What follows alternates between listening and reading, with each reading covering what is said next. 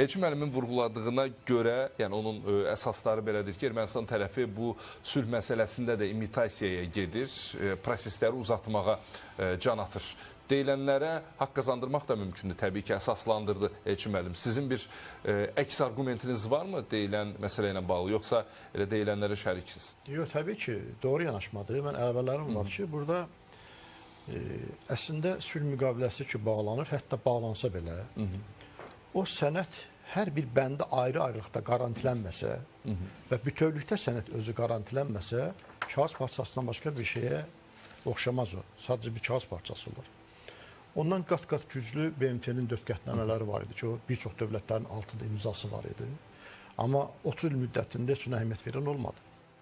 Amma biz nə var ki, özümüz qarantilədik ki, biz ərazi bütövlüyümüzü təmin edəcək, bizim konstitusiyada deyilən qanunlarda göstərilir. O qarantisi də hərbi siyasi yol oldu. Ondan sonra o qüvvəyə mindi və deyək ki, öz əksini tapdı ki, bizi ərazi bütövlüyümüzü təmin edə bildi. Ermənilər də çıxdı buradan. İndi sülh müqaviləsinin özündə də təbii ki, hər bir müddəanın özü baxmayaraq ki, indi bunlar razılaşdırılır. Razılaşdırılmaq elə tam mənasında qəbul olunmaq deyil. O bir istiqamətdir. Məsələn, tutaq ki, orada son 2 bənd haqqında danışılır. Beynəlxalq təşkilatlardan, məhkəmələrdən iddiaların geri çəkilməsi məsələsi. O qədər rahat məsələ deyil, asan məsələ deyil. Hesab edirəm ki, məsələn, bizim təzminat davamız məsələsi var. O nəcür olacaq? 30 il bizə Azərbaycanlıları orada öldürüblər, ərazilərindən qovublar. İnsanların fərdi şəkildə hətta mülki iddiaları ola bilər, dövlətin iddiasından başqa. O nə yerdə olacaqdı məsələ? Və yaxud da soyqırımı törədibdilər, Azərbaycan tərəfdən cinayət işləri qaldırılıbdır, axtarışlar onlar var. Bu nə olacaqdı?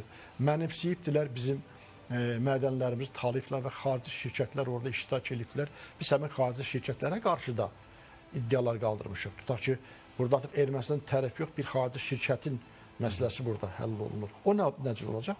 Mən bunu məsələ üçün deyirəm. Yəni, hər bir bəndin özünün xeyli dərəcədə müzakirə olunma məsələləri vardır. Və olsa bir yola çıxma yoludur. Və mən hesab edirəm ki, bu sülh müqaviləsi deyilən bir sənəd çəkər, yəni uzun müddət bunun oturuşması çəkər. Amma hər halda, hətta bunun o, deyək ki, skeleti ortaya qoyulanda belə Ermənistanın bu cür davranışı onu göstərir ki, artıq burada söhbət Erməni-Azərbaycanın məsələsi yox, Ermənistan-Azərbaycan məsələsi yox, böyük mənada başqalarının da məsələsidir və bu prosesə o 17 amildən çox gözə görünməyən, sənətdə göstərilməyən amillər də təsir edir. Məsələn, mən burada xüsusən nəyin üzrə gəlmək istəyirəm? Ukrayna-Rusiya savaşı ilə bağlı Amerikanın yeni gelişlər eləməsi Paşinyanı ikinci dəfə düşünməyə vadar etdi və bir çox məsələlərlə bağlı olaraqdan tərəddüdləri yarandı. Ən azından bəzi istiqamətlərdə necə deyirlər ki, sürətini yavaşlatmaq məcburiyyətində qaldı. Çünki sanki oradakı proseslərə uyğun bir senari dəyişikliyinə getdi. Tamamilə doğrudur və bu həm də Ermənistan daxilində də bu günləri Rusiyanı bizdən küstürdünüz və biri-birinin üzərinə atmaq indiki hakimiyyət və keçmiş hakimiyyət, o da onu göstərir ki, Rusiyada nəsə vəd eləyir, o vəd üstündə də savaş gedir. Pirog mu var masa üzərində, yoxsa təhdid mi var? Bu da məsələnin bir tərəfidir. Ona görə sülh sazişinin bu anda uzatmasını bilərəkdən Ermənistan edir. Mən Elçin bəylə tamamilə razılaşıram ki, böyük bir savaşın olması məsələsi mən də ehtimal eləmirəm ki, ola. Amma təxribatlar vasitəsilə prosesi uzatmaq, yubatmaq, gözləntilər əldə etmək və bəlkə kiçik məsələlərlə biraz da nəsə nail olmaq. Bu kiçik məsələdən nə edir məsəl üçün? Tutaq ki, bölgələrdə cənab prezident də dedi, gəlib binokla baxırlar ki, haradan girmiyorlar. Bəlkə bir təpə tutub, indiki status quo budur, bunu saxlayaq kimi bir şeylər əldə edə bilərlər, kimi düşüncə ola bilər. Amma bütövlükdə böyük savaş olsun, əldən nəticə olsun, bu məsələlər qətiyyən mümkün deyil. Bu arada ehtimalı yoxdursa bölgədə, biz deyirik, ölkələr rekord büdcə ayırırlar silahlanmaya. Bəs onda Ermənistan tərəfinin bax, bu aralar üstümüzə hücum çəkməsi, mən dırnaqarası hücumu nəzərdə tuturam, yəni atəş açması nəyə hesablanıb, hansı formada bir təzyiq göstərməyə can atırlar? Ermənistan tərəfi silahlarını, belə deyək də, dəyişməsi, silahlanması yox, silahların dəyişməsi, ordu gücləndirməsi yox, ordu qurması, ki, faktiki olan ordusu yoxdur. Sərhədlərini özləri qoruya bilmirdilər və Ruslar dünənə qədər qoruyurdular. Olan qalan 5-10 nəfər də adamları vardı, müharibədə 2-dən sonra da onsuz da dağılmış bir orduları vardı ortada. daha çox nəyə əsaslanıb? Əslində Ermənistan tərəfi bir yeni ideologiya ortaya qoyur, bir paşinizmi ideyası qoyub ortaya. Bu paşinizm nədən ibarətdir? Əvvələ bu ideoloji məsələlərdən soyqırım, nə bilim, Böyük Ermənistan falan bunların imtina öz yerinə. Bunlar bir 2 il əvvələ də deyirdilər ki, diaspora tərəfindən səslənən Böyük Ermənistan ideyası Ermənistanın inkişafına mane olan bir fikirdir və bunu aradan qaldırmaq lazımdır. İmtina eləmişlər. İlk dəfə rəsmi şəkildə son 100 ildə səslənən bir fikir idi. Amma indiki halda da, indi bəzən deyirlər, konstitusiya dəyişikliyi falan təkcə Azərbaycanın diktəsi iləndir. Belə deyil, Azərbaycanın diktəsi ilə deyil. Onlar ümumiyyətlə prinsipcə Ermənistanı dəyişmək istəyirlər. Varlıqları namını dəyişmək istəyirlər onlar. Bilirlər ki, bir çox məsələlər dəyişilməsə, indi bizə sülh üçün deyirik təhlükədir. Konstitusiyasında Azərbaycan ərazisinin göstərilməsi sülh üçün təhlükədir deyirik. Amma bu həm də Ermənistan üçün təhlükədir. Bir dövlət Azərbaycana konstitusiyasında ərazi iddiası saxlayıbsa, bir münbir şəraitdə Azərbaycan onu zorla dəyişdirmək, yəni sülhə vadar etmə əməliyyatlarını dəyişdirmə imkanı əldə edə bilər. O bundan da təbii ki, ehtiyatlanır və yaxud da Türkiyə olan münasibətlərdə. Son zamanlarda Rusiya qərb arasında çabalamadan sonra o qənaətə gəliblər, biz daha çox sabitliyi bölgədə axtarmalıyıq. Azərbaycanla, Türkiyə ilə, başqa qonşu dövlətlərlə münasibətləri belə saxlamalıyıq ki, ciddi şəkildə təhlükəsizliyimiz təmin olsun, barış sığortalanmış halda olsun. Ona görə mən hesab edirəm ki, birinci, ordu yaradırlar və silahlanmaq da normal bir məsələdir. İkinci isə, Rusiyadan qırılacaqlar anda, onların indiki bütün arsenalı Rus silahlarındandır. Sabahları bunun silahı xidməti vardır, onun sursatının alınması vardır və s. Təzyiq vasitəsi kimi Rusiyanın əlindən bunu çıxmaq üçün yeni silahlarından silahlanmaq düşüncəsi var. Üçüncü amil isə, daxildə hər an Ermənistanda olan silahlı Rus silahlıları əgər bir şey eləyərlərsə, bir hərəkətli olarsa ki, bu yaxınlarda bir bazalarından çıxıb bir gəzib qayıtdılar, onda onlara qarşı dayanacaq qüvvə haqqında düşünürlər. Əslində, neçə illər əvvəl Amerika Birləşmiş Ştatlarının Ermənistanda 2000-dən çox səfirində əməkdaş saxlayırdılar. Təbii, balaca bir ölçü üçün o qədər əməkdaşın saxlanması təbii ki, mənasız görünürdü. Amma əslində bu, indi Paşinyanı və onun rejimini qorumaq üçün sabah həm də bu qüvvələri hazırlamaq ki, biz lazım olanda Paşinyanı o silahlı, əgər təcavüz olarsa və onlara da Rusiya pərəst qüvvələr dəstək verirlərsə, müdafiə eləyək. Baxın, onlar daha çox hardan başladı? Zivadnostan əvvəl Rus silahlarını çatmaq, sərhədlər məsələsinə baxmaq, indi daxildə aparılan o yeni, deyək ki, ordunun yaranmasında təlimatçılar olaraqdan Fransızlardan, Amerikanlardan istifadə edirlər.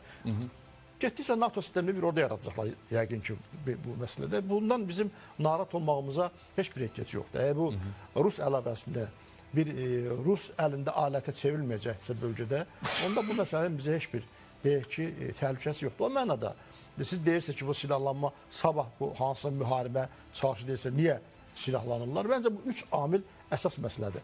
Amma həm də özünü müdafiə eləmək üçün təbii ki, gözləyir ki, məsələn, Azərbaycan tərəfində necə biz onlara inanmırıq, erməni tərəfdə heç vaxt bizə inanmayacaqdır. Bu aydın məsələdir. O mənada o silahlanmada qonşu dövlətlər nə qədər ki, tam bir oturuşmuş siyasət və biri-birinə güvən olan bir dövlətlər deyirlər. Məncə bu normal bir məsələdir, buna ehtiyat eləməyə dəyməz. Aydındır. Elçi müəllim, məsələ ondan ibarətdir ki, Fərəc bəy, Amerika Birləşmiş Ştatlarının hərbi texnikalarından söhbət gedir. Nəqliyyat vasitələri Almaniyanın bazalarından Ermənistandakı poligonlara köçürülə bilər. Bu yay aylarında baş verilir. Verəcək 16 iyul 7 avqust aralığında bu barədə iddialar var təbii ki. Birləşmiş Ştatlar bu addımı atarmı həqiqətən də? Atarsa da əslində Ermənistana yardım məqsədi ilə, kömək məqsədi ilə bu edilir, yoxsa Birləşmiş Ştatların bölgədə başqa maraqlarının təmin olunması istiqamətində Almaniyadakı texnikalar Ermənistana köçürülə bilər? Amerika siyasətində Ermənistan amili hər hansı bir səbəbdən daha öndə olan prioritetlərə mane olacaqsa, Amerika düşünmədən Ermənistan amilini kəndə qoyacaqdır. Məsələn, tutaq ki, bugün Rusiyanla danışır, Ukrayna məsələsinə bağlı olaraq və belə bir informasiya səviyyəsində hətta məsələ Rusiya Amerika danışıqlarına mane olarsa, dərhal bu məsələdən vaz keçər.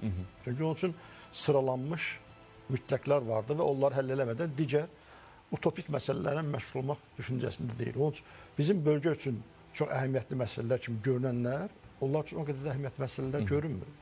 Çünki indi Trumpın həyata keçirdiyi sacaq siyasət ki vardır, İran əzmək, Rusiyanı zəif saxlamaq və Çinə qarşı dayanmaq, bunun üzərindəki iş görür. Bu amil əgər mane olarsa, təbii ki, ona toxunmaz. Amma günün birində oraya arası bir texnika verəcəksə, satacaqsa, istəyər ki, ayağını Qafqazlara qoysun. İndi bu dəfə Amerikanda prezidentinin müşavirinin Bakıya gəlişini daha çox Ermənistan-Azərbaycan münasibətlərindən bağlamaq da biraz məsələni küçümsəməkdir. Hətta Azərbaycanın özü də mövqelərini kiçiltmək deməkdir. Daha ciddi, daha böyük məsələlərin müzakirə olunduğunu düşünürəm mən. Siz də düşünürsünüz ki, Witkoff başqa məsələyə görə gəlmiş Təbii, həm də Ermənistan-Azərbaycan məsələlərində bu sülh məsələsinə bağlı olaraq dəstəyini ifadə edə bilər ki, bura gəl bu məsələ toxunma olmaz. Amma daha çox bölgədə baş verən və baş verə biləcək hadisələr, İran məsələsi, Yaxın Şərq məsələsi, Türkiyə-İsrail münasibətləri və Azərbaycan, Türkiyə və İsrail arasında eyni qədər yaxınlıq olması və müəyyən məsələlər təsir imkanları ucbatından məsələlərə daha çox məncə toxuna bilər.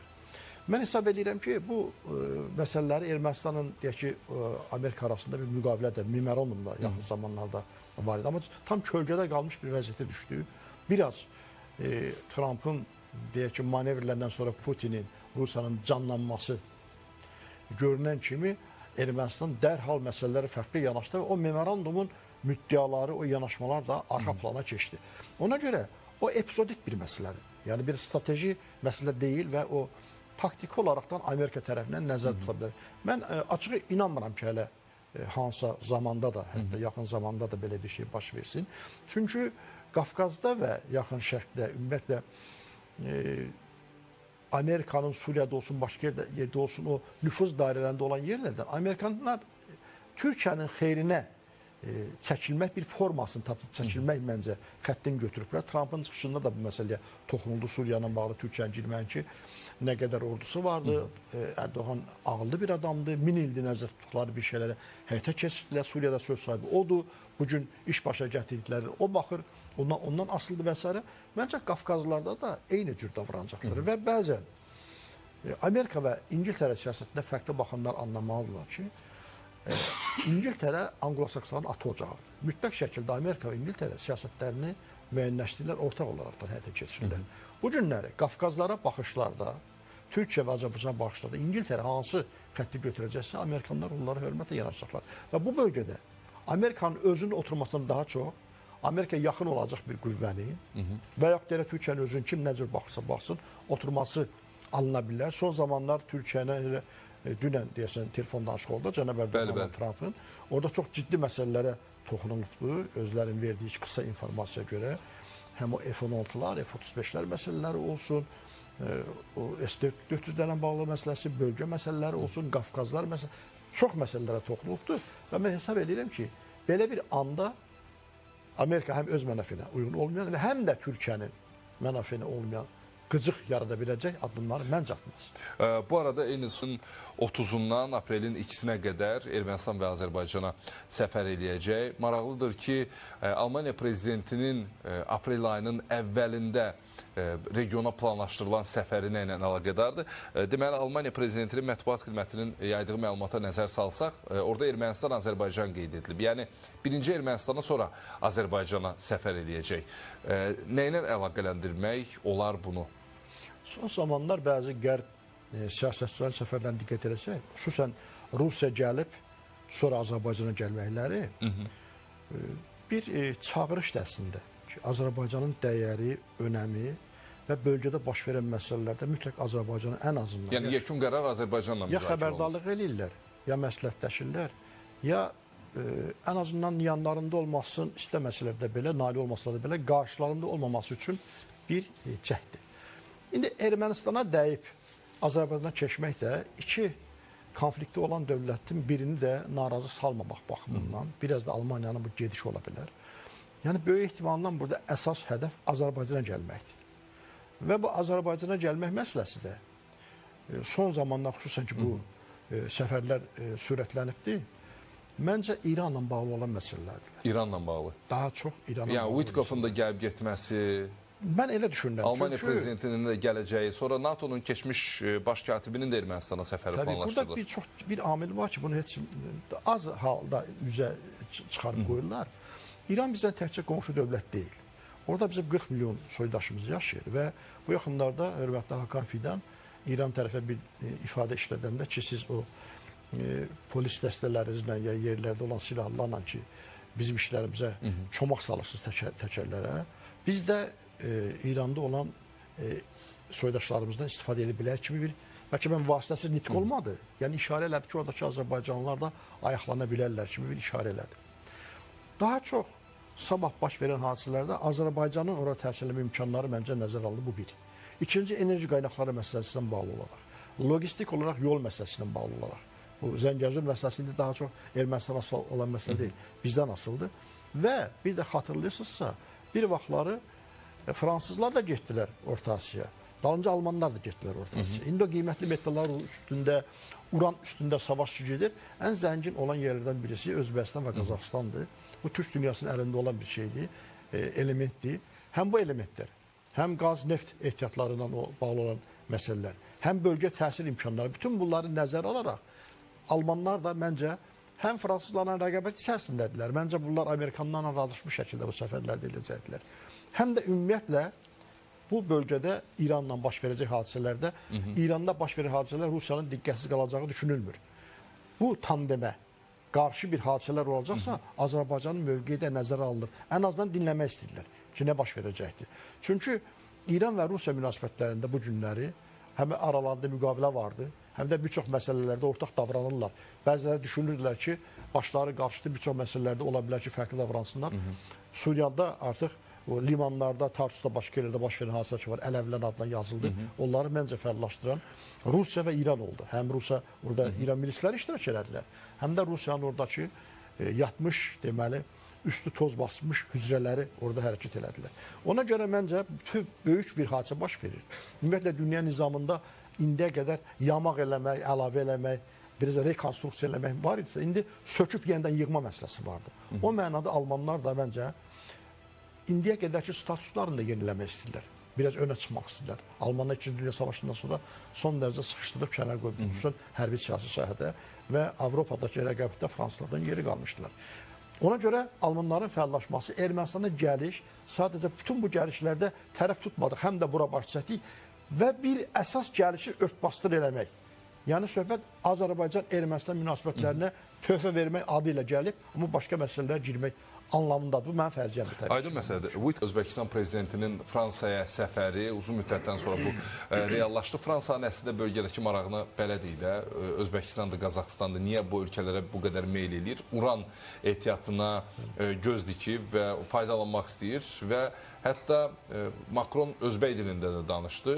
Maraqlı bir sual vermək istəyirəm. Özbək dilində danışmağa nə vadar elədi Fransa prezidentinin? İkinci bir məsələ, əgər Özbəkistandan hansısa formada bir uran ithal etmək niyyətinə düşübsə, bunu hansı yolla reallaşdıracaq?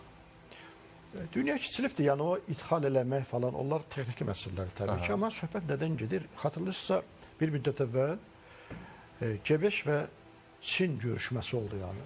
Orta Asiya dövlətləri və Çin. Ondan ardınca da Amerika deyili görüşü oldu. G5 və Amerika görüşləri oldu. Sanki yarışırdılar. Bilirlər ki, çox strateji bir yerdir bura. Əslində dünyanın taleyini bu Hertlanddan sonra deyirlər dünya siyasəti sürüşüb gəlib düşəcəkdir Orta Asiya.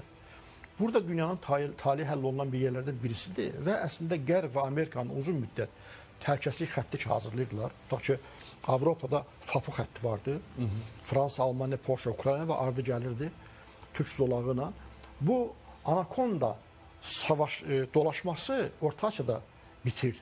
Əks tərəfdən də deməli Amerika, Yeni Zelandiya, Yaponiya, Avstraliya bir yerdə Sakit Okean, Hind Okean ərazisində də müəyyən işləri görürlər. Ən strateji yer həm insan amilinə görə ki, gənc nəsillər çoxdur orada, ölümdən çoxdur. Həm yeraltı sərvətlər baxımından, həm son dönəmlər Türk dünyasının gəlişməsi, bu Türk Dövlət Təşkilatında bir araya gəlməsi, həm də zaten bütün zamanlarda bura bir strateji yer olubdur və biraz da küçümsəməyək ki, bu uran ehtiyatları falan da, ya qiymətli metallar da elə-belə şeylər deyirlər. Yaxın zamanlarda neftdən, qazdan tədricən imtina olunarsa və ya azalarsa, onlar dünyanın enerji qaynaqları kimi çox əhəmiyyətli bir məsələ olacaqdılar.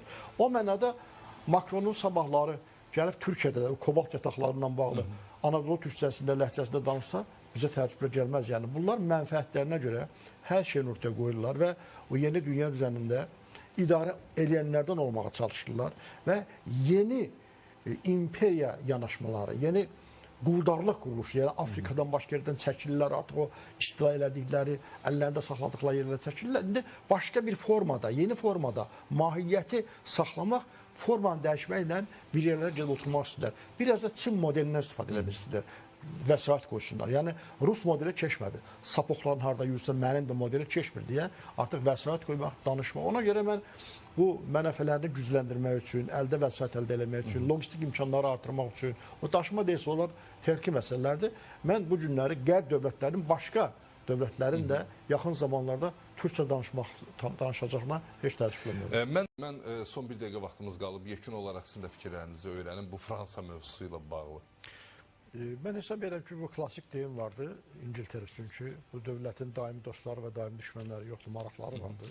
Azərbaycanın təbii ki, maraqları vardı.